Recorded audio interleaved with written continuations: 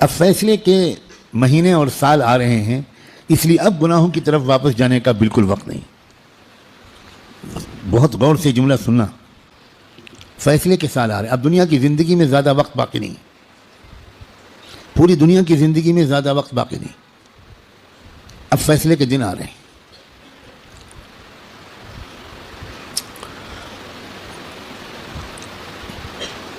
پہلے جیسا اب زمانہ نہیں ہے، ایک ایک دن جو گزر رہا ہے یہ فیصلے کے دن سے ہمیں قریب کر رہا ہے، اور فیصلے کے دن کی جو سب سے بڑی علامت ہے کہ اب فیصلے کا دن قریب ہے، وہ ہے فلسطین کے حالات۔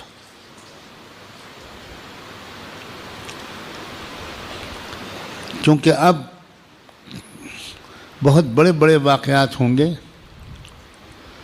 دجال کی آمد بھی بہت دور نہیں ہے، اور حضرت عیسیٰ کی آمد بھی بہت دور نہیں ہے، اور امام مہدی کی آمد بھی بہت دور نہیں۔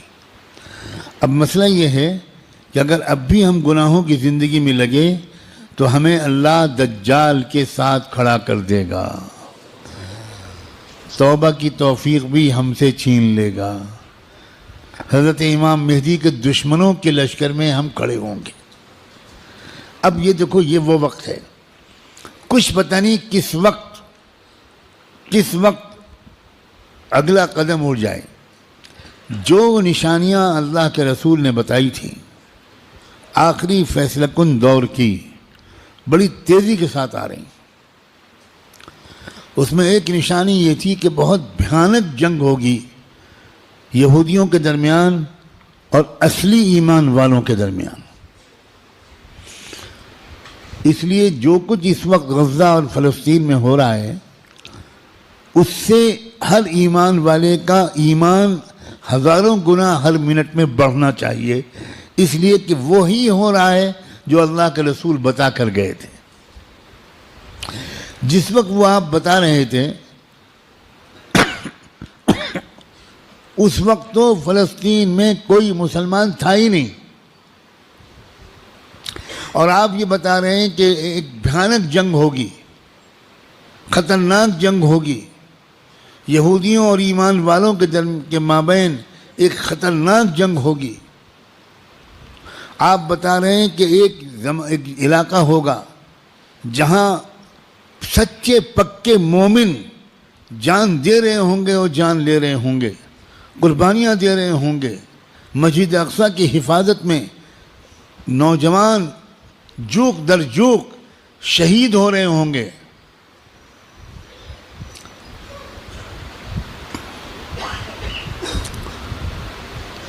اور اللہ وہاں کے مجاہدوں سے سب سے زیادہ خوش ہوگا، اصلی ایمان والے وہیں پر ہوں گے۔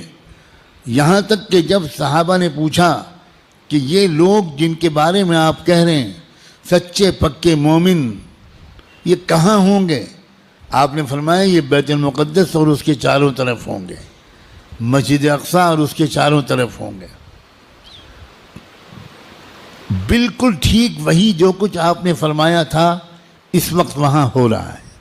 ہم لوگ اسی زمانے میں ہیں، آپ اس سے خوش ہوں یا آپ اس سے ناراض ہوں، ہم کو اللہ نے وہی زمانہ عطا فرمایا جس میں ہم اپنی آنکھوں سے اللہ کے رسول کی بات کو سچا پکا ہوتا ہوا دیکھ رہے ہیں۔ تو اس وقت وہاں جو ہو رہا ہے اس سے ہر لمحے ایمان کو بڑھنا چاہیے ہمارے۔ یہ ہمارا ایمان کی مضبوطی کی وجہ ہے۔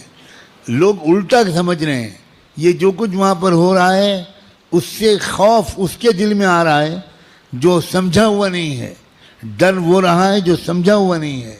لیکن جو سمجھا ہوا ہے قرآن و حدیث کو، اللہ کے رسول کی باتوں کو، وہ یہ کہہ رہا ہے کہ یہی تو وہ فرمایا تھا اللہ کے رسول نے، جو ہو رہا ہے وہی ہو رہا ہے جو اللہ کے رسول فرما کر گئے تھے۔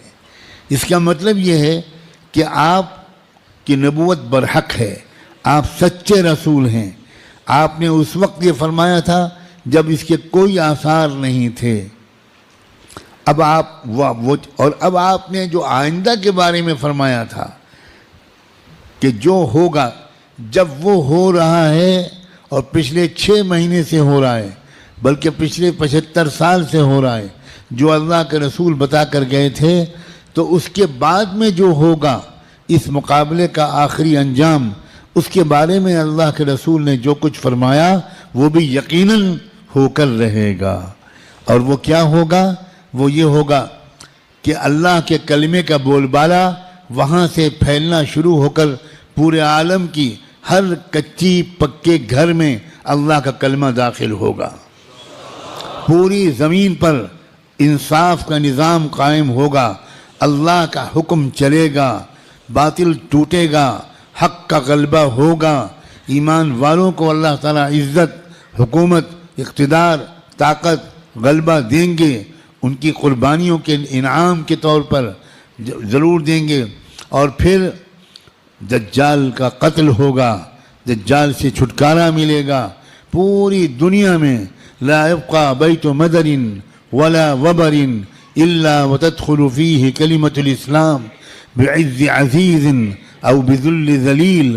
اللہ کے رسول کی حدیث کے الفاظ ہیں کہ کوئی کچا پکا گھر یا کوئی خیمہ ایسا نہیں بچے گا جس میں اللہ کا کلمہ داخل نہ ہو جائے، طاقت کے بل پر یا قبول کر کے داخل ہو کر رہے گا۔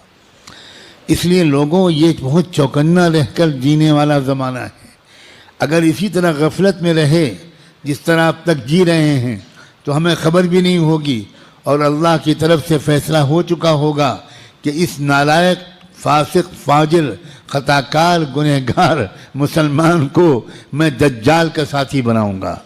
یہ امام مہدی کا ساتھی نہیں بنے گا، یہ حق کا ساتھی نہیں بنے گا، یہ سچ اور انصاف کا ساتھی نہیں بنے گا، یہ مظلوموں کا خادم نہیں بنے گا، یہ ظالموں کا ایجنٹ بنے گا، یہ ظالموں کا مخبر بنے گا، یہ ظالموں کا دلال بنے گا، 4 پیسے کے لیے تھانے پہ جا کر مخبری کرے گا۔